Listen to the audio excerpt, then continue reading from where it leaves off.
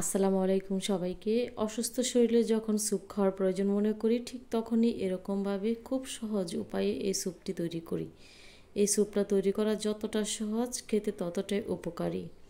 প্রথমে এখানে নিয়েছি 3 কাপ পরিমাণে পানি, আর পানিটা দিয়ে দেওয়ার পর এখানে একটি পেঁয়াজ দিয়ে দিব, 2টি রসুনের কোয়া দিয়ে দিব, একটা শুকনো মরিচ দিয়েছি, কিছু কালো গোলমরিচ দিয়েছি। কালো গোলমরিচের পরিবর্তে এখানে সাদা গোলমরিচটা ব্যবহার করতে পারেন। হাড় ছাড়া মাংস নিয়েছি, আপনারা চাইলে কিন্তু এখানে হাড়সহ মাংসটা নিতে পারেন। আর হাড়সহ মাংস দিয়ে যদি স্যুপটা তৈরি করা হয় তাহলে কিন্তু বেশি ভালো হয়। তো মাংসটা উল্টে পাল্টে নাড়াচাড়া করে সিদ্ধ করে নিচ্ছি। তো ঢাকনা দিয়ে ঢেকে তারপরে সিদ্ধ করে নিয়েছি। আর যখন মাংসটা একটা পর্যায়ে সিদ্ধ হয়ে আসবে ওই পর্যায়ে ঢাকনাটা তুলে একটু চেক করে নিচ্ছি যে মাংসটা সিদ্ধ হয়েছে কিনা। তো এরই পর্যায়ে মাংসটা সিদ্ধ হয়ে গেছে। তো চুলার আঁচ অফ করে দিয়েছি, আর অফ করে দেওয়ার পর মাংসটা তুলে নিচ্ছি। আর মাংসটা তুলে কিন্তু আমি মাংসগুলোকে ঝুরা করে নেব। তো এরই মাঝে পেঁয়াজ রসুনগুলো তুলে নিচ্ছি ছাঁকনির সাহায্যে। তো এরই পর্যায়ে কিন্তু আমার চিকেন স্টকটা রেডি। অন্য একটি পাত্রে দিয়ে দিচ্ছি বাটার, আর বাটারটা গলে আসা পর্যন্ত অপেক্ষা করছিলাম। যখন একটা পর্যায়ে বাটারটা গলে যাবে ওই পর্যায়ে এখানে দিয়ে দেবো কিছু রসুন কুচি। আর রসুন কুচির পরিমাণটা এখানে 1 চা চামচের পরিমাণ দিয়েছি। রসুন কুচিটা একটু ভেজে নেওয়ার পর এই পর্যায়ে স্বাদ মতো দিয়ে দেবো কিছু কাঁচামরিচ কুচি। দিয়ে দেওয়ার পর আবারও নাড়াচাড়া করে ভাজবো। রসুনটা যখন একটা পর্যায়ে হালকা বাদামি কালার হয়ে আসবে ওই পর্যায়ে যে আগে থেকে চিকেনটা আমি সিদ্ধ করে রেখেছিলাম ওই চিকেনটা এখানে দিয়ে দেবো। দেওয়ার পর এখানে একটু নাড়াচাড়া করে নিব। আর নাড়াচাড়া করে নেওয়ার পর কালো গোলমরিচের গুঁড়াটা অ্যাড করব। এখানে মরিচের গুঁড়াটা দিয়ে দেওয়ার পর আবারও একটু নাড়াচাড়া করে নিতে হবে। এই পর্যায়ে এখানে আমি অ্যাড করব লাইট সয়া সস। সয়া সসের পরিমাণটা এখানে 1 চা চামচের পরিমাণ দিয়েছি। আর দিয়ে দেওয়ার পর আবারও নাড়াচাড়া করে একটু ভেজে নেব।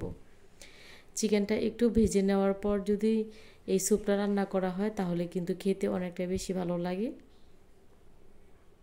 রুগীদের জন্য খুবই উপকারী এই স্যুপ রেসিপিটা। তো রুগীদেরকে চেষ্টা করবেন এরকম একটি স্যুপ খাওয়ার জন্য। তো একটা পর্যায়ে যখন চিকেনটা খুব ভালোভাবে ভাজা হয়ে গেছে ওই পর্যায়ে যে আগে থেকে চিকেন স্টকটা আমার রেডি ছিল ওই চিকেন স্টকটা এখানে ঢেলে দিচ্ছি। আমি কিন্তু এখন পর্যন্ত কোনো লবণ ব্যবহার করিনি, তাই এখানে স্বাদ মতো দিয়ে দিয়েছিলাম লবণ। আধা কাপ পানিতে এখানে কর্নফ্লাওয়ার দিয়ে দিচ্ছি 1 চা চামচ পরিমাণ। দিয়ে দেওয়ার পর কর্নফ্লাওয়ারটা দিয়ে নাড়াচাড়া করে নেব। আপনারা যদি আরেকটু আঠালো স্যুপটা তৈরি করতে চান সেই ক্ষেত্রে 2 চা চামচ কর্নফ্লাওয়ারটা ব্যবহার করতে পারেন। তবে আঠালো ভাবটা আমি একটু কম পছন্দ করি, তাই 1 চা চামচ পরিমাণে দিয়েছি। এখানে নিয়েছি একটি ডিম, আর ডিমটা ভালো করে ফেটিয়ে নিয়েছি। ফেটিয়ে নেওয়ার পর এক হাতে নাড়াচাড়া করছি, আর আরেক হাতে কিন্তু অল্প অল্প করে ডিমটা ঢেলে নিয়েছি। নেওয়ার পর স্বাদ মতো এখানে দিয়ে দিচ্ছি টমেটো সস। দিয়ে দেওয়ার পর আবার সবগুলো উপকরণ একটু নাড়াচাড়া করে রান্না করে নেব। এখানে স্বাদের পরিমাণটা আরেকটু বাড়িয়ে দেওয়ার জন্য দিয়ে দিচ্ছি এখানে লেবুর রস। আর লেবুর রসটা দিয়ে দেওয়ার পর নাড়াচাড়া করে রান্না করে নিয়েছি। এখন চুলার আঁচ অফ করে দিয়েছি।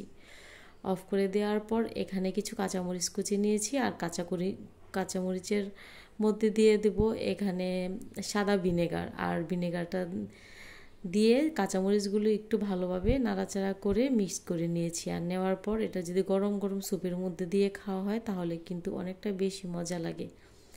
রেসিপি ভালো লাগলে শেয়ার করার অনুরোধ রইল। এতক্ষণ সাথে থাকার জন্য সবাইকে অনেক অনেক ধন্যবাদ জানাচ্ছি। সবাই খুব ভালো থাকবেন, সুস্থ থাকবেন। আল্লাহ হাফিজ।